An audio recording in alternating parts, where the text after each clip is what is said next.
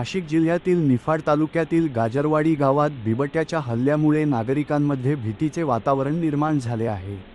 पहाटेच्या सुमारास बिबट्याने कुत्र्यावर हल्ला करून त्याला उचलून नेल्याची घटना घडली आहे।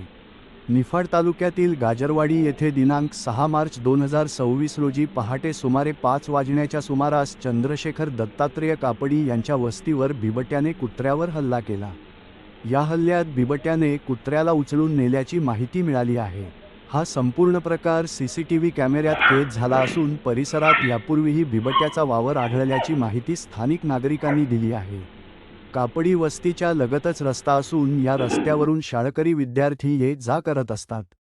त्यामुळे नागरिकांमध्ये भीतीचे वातावरण निर्माण झाले आहे। घटनेची माहिती मिळताच स्थानिक नागरिकांनी वन विभागाकडे तातडीने पिंजरा लावण्याची मागणी केली। त्यानुसार वन विभागाने तात्काळ कारवाई करत परिसरात पिंजरा लावला आहे। मात्र बिबट्याच्या वावरामुळे गाजरवाडी परिसरात नागरिकांमध्ये अजूनही भीतीचे वातावरण कायम आहे। कॅमेरामसह प्रतिनिधी उत्तम जाधव, निफाड।